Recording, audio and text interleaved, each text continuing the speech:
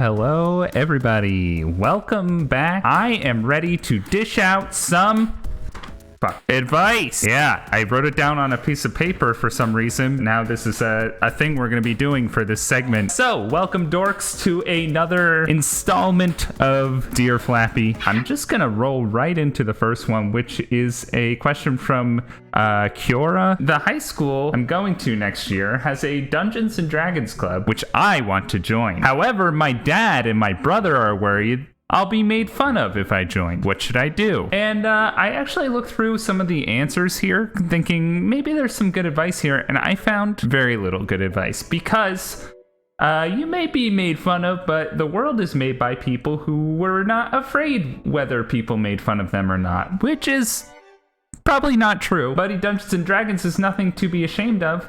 And I started reading through these questions and I thought, these people are not addressing the root cause of this issue. This almost high schooler is asking not if he should join the Dungeons and Dragons club, which he already knows he wants to do. Nobody has to convince him to want to do it more. He is asking, how can I convince my dad and my brother that Dungeons and Dragons is cool? If I join Dungeons and Dragons, I'm not going to be made fun of, and they don't have to worry. So, I believe the answer to this question is to pull out a fresh, crisp $20 bill, go to the football practice, find the biggest but also coolest looking football player there, right? Because your dad sounds like an old-fashioned guy. Probably doesn't know that Dungeons and Dragons is pretty cool.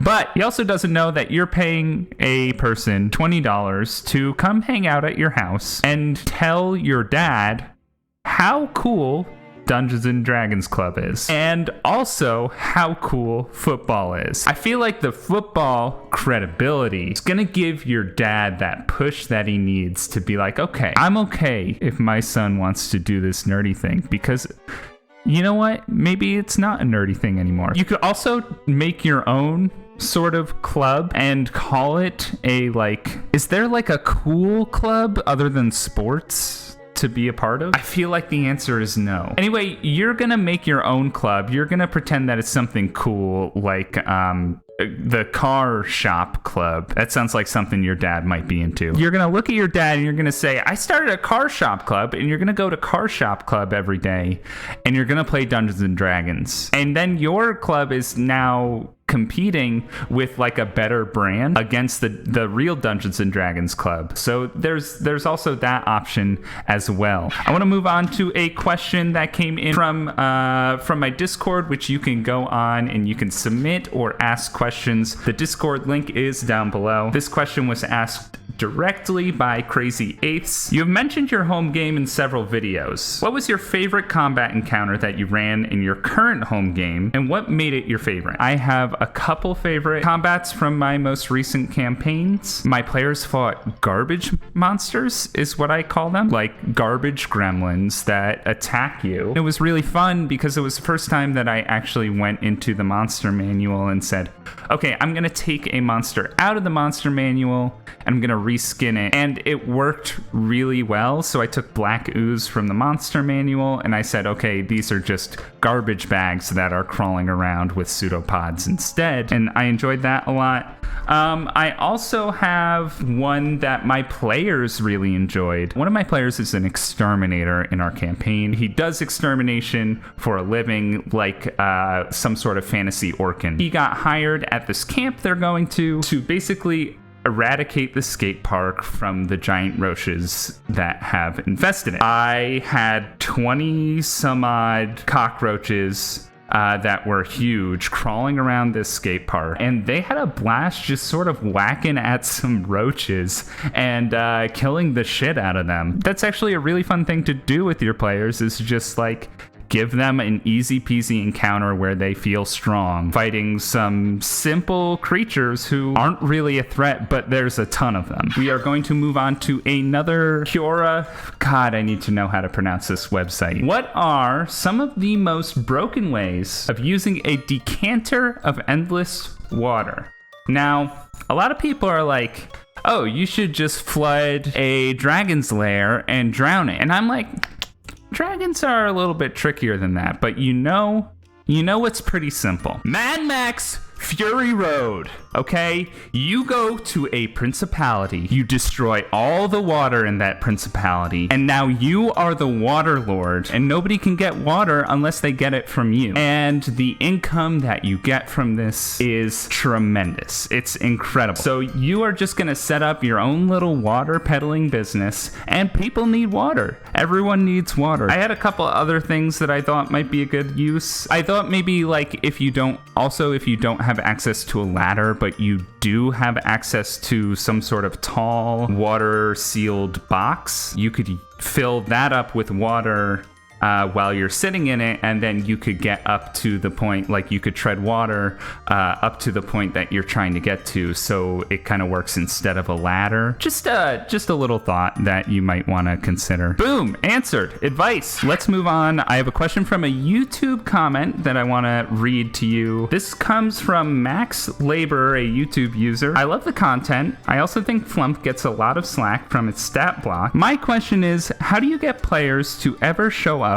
at sessions at your own house? Max, I'm gonna level with you.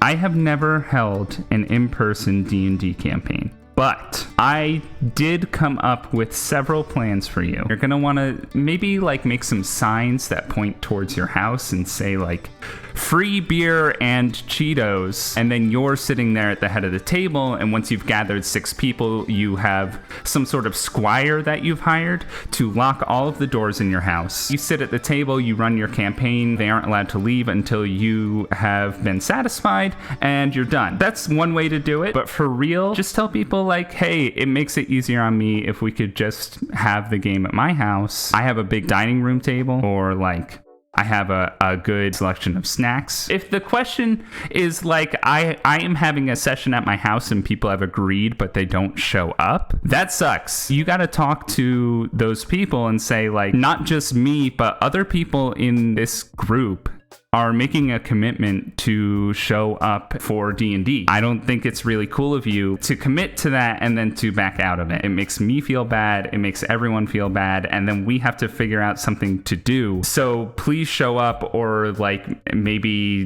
don't be a part of this campaign. You know, sometimes you gotta just end your D&D relationship with someone. I hope that's not the situation. I hope you're just looking for a group to play at your house. I wish you all the luck, Max. The next piece of advice is like this video.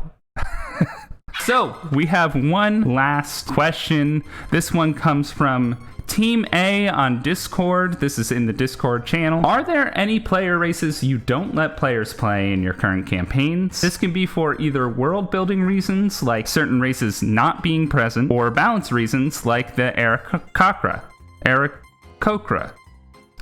So I'm actually running 2 campaigns right now. I did not give any restrictions on races, and I do have 2 Aarakocras. Jesus, that's a hard word to say. It's like saying yesterday. They're pretty chill. I don't have any problems with races being overpowered or underpowered. I get that like flying can be a little overpowered. You just find ways to sort of balance that on your own. The only restrictions I do put into my campaigns are based on genre and setting. And basically what I say to my players at the beginning of any campaign is, hey, we are doing this genre and setting. Try to make your character specific to the area and the way in which we are playing. So yeah, I really hope that answers your question, Team A. I hope you guys have gotten some good advice from this. Thanks for watching.